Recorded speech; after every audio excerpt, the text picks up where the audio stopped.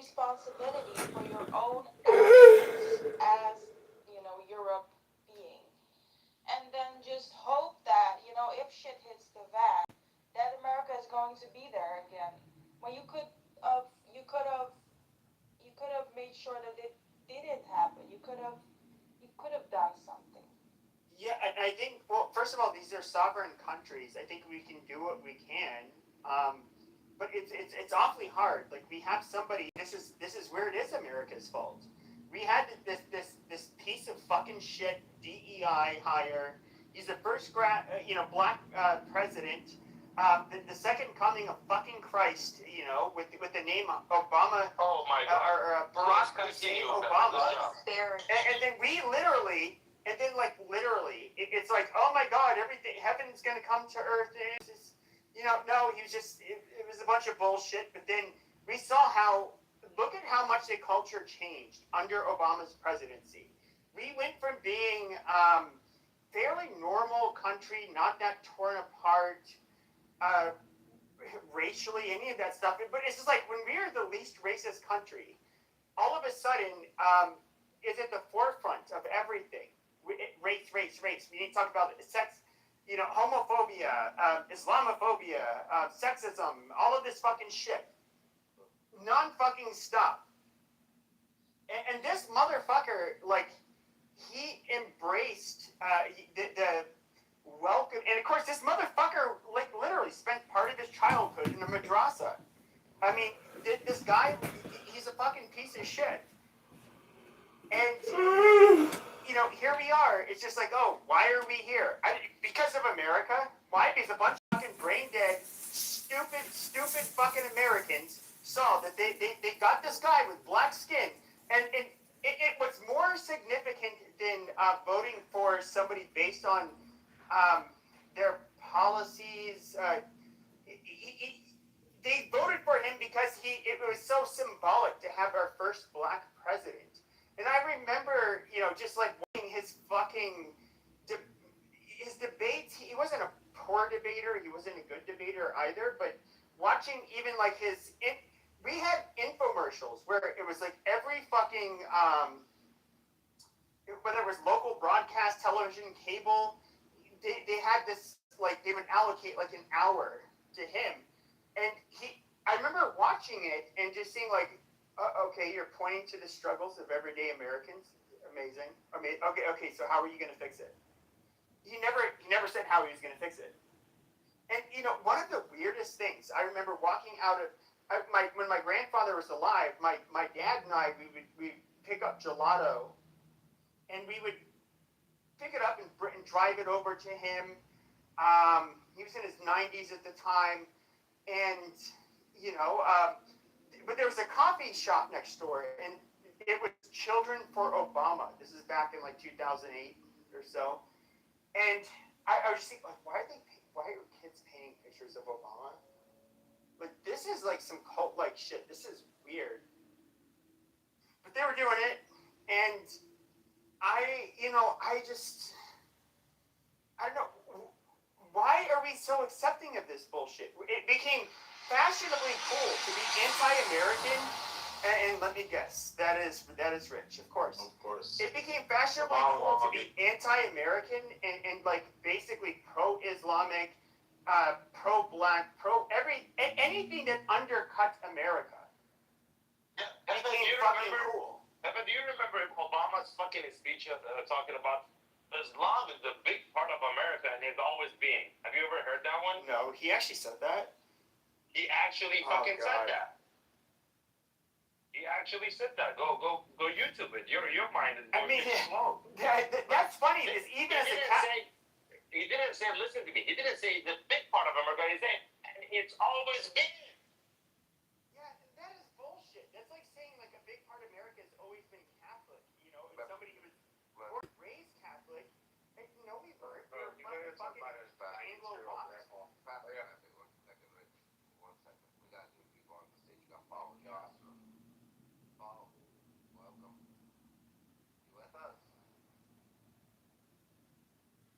Obama was literally the worst fucking president of this nation.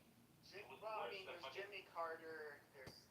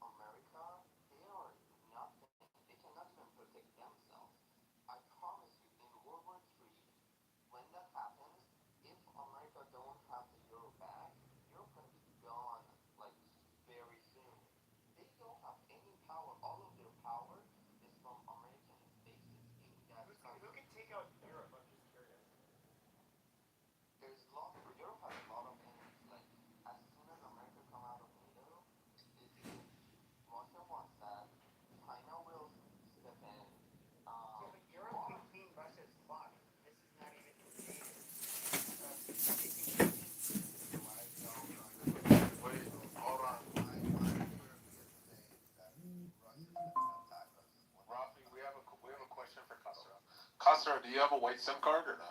It said Iranian in Iran. I don't have a white SIM card. I bought VPN. Oh, okay. Yeah, I also I would like to say. There you go. He's gonna derail. Watch this. No, I'm not. I was actually gonna say that we're all praying for him. Him being a gay man in Iran, we're all praying that all works. Somebody move Yeah, down. I- Perfect. Thank you. Yeah, I'm not gonna deal with this. Castro, welcome to Root. Thank you. So, you're actually in Iran, huh? Yes. How is it right now there, if we may ask? Well, we have Well, in the room. Sad. Everything is sad here. Like, everybody waiting for a next war. Everybody trying to have hope, but it's just not that much of hope. Can I ask you a very blunt question? Like, we saw your guys' uprising. Is it okay if I ask you about the uprising and then what's happening now? Okay. All right. We saw the uprising. Now look, a lot of people, I hear a lot of people, they're critical of the Iranians saying, they have no balls, they won't revolt. But, okay, come on.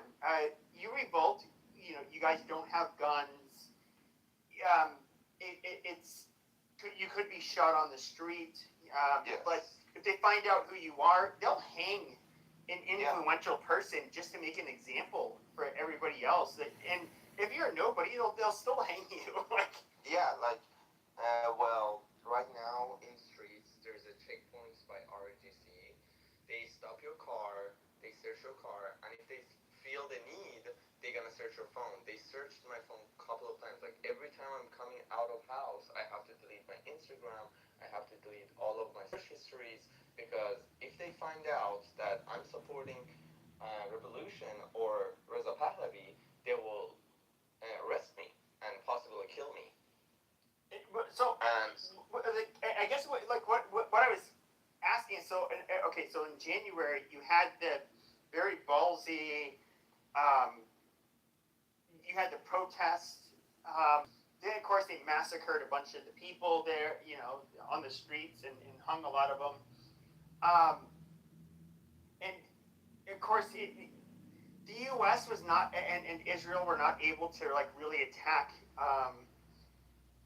Iran until a couple of months later. And Yes. I know right now you guys in Iran are being told like don't act now. It's not the time. Just wait until we tell you it's time. So it's not that in and of itself shows it's not cowardice. You guys are being told to stand by. Yes, because we actually listen to Reza Pahlavi. Whenever he tells us to go in street, like 3 months ago, he posted a video, and specifically in 2 days, and specifically at 8 p.m., he said, go in street and yell what you want and who you want. We went in street, and they opened fire at us. They killed roughly 30 to 40,000 people in only 2 days, which is the biggest in the world. Like, no any other country ever done that. Not even Soviet Union ever done that. Do you guys feel let down because of that? Do you guys? I mean, and I guess my question is, do you think that you guys feel somewhat demoralized, or because of that shock of how many people that look, I've never been in a protest where people are shot in front of me for protesting. I've never experienced it, so I can't answer. I guess. Do you think that maybe some of the energy that they had in January is maybe Being straightforward, bro. Do they still have the balls to go out? Yeah, I mean, are there enough of them where they have the energy to do it? The question is, do you guys still have the motivation and everything to go out? Absolutely. We absolutely have the motivation, and we absolutely want our country back, but we don't want to lose another 40,000 people. So there are lots of conversations that are also associated. It's sad to see that many amazing Tonight, young I'm people ordering an immediate dying freeze just on because of they discretionary. want their country free. And right now, as Reza Pahlavi said, we don't go in street. It's dangerous.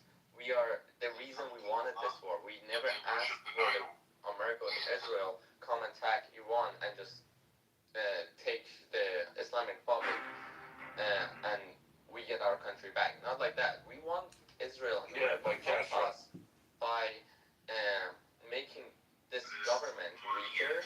So next time that we go in the street, we have the more power than them. Yeah, but Kestra, do you realize what you said is not going to happen and is inevitable? You said we don't want us to like die, or we don't want 540,000 to die. But this time, there's a possibility that maybe over 100,000 people. I understand that, but right in 3 months ago, we went in the street, 40,000 people has been killed, and then we came back and nothing happened. But if you go in the street, and even if I die, I want to make sure that my blood, I died for the right reason, and after I died, my country got free. Not like previously, like... He wants to know in his that the country got free. Nothing happened. 3 months ago, Hello? we died, nothing happened. So next time that we go through the street, we want to make sure even if 100,000, 200,000 die, at least we get our country back.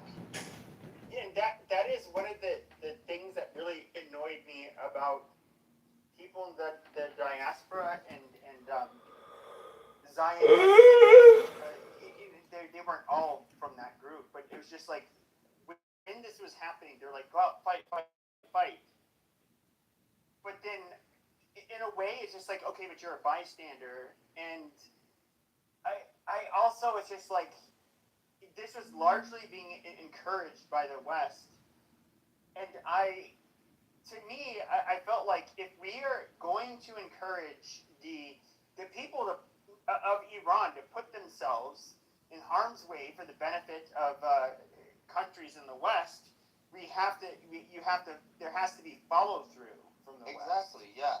And that is where I think for the countries in the West, they're doing it for themselves. For themselves, yes, but we were egging them on, saying like, "Hey, you guys want your freedom? You want your freedom? Yeah, they're horrible, they're oppressive," which obviously the IRGC is.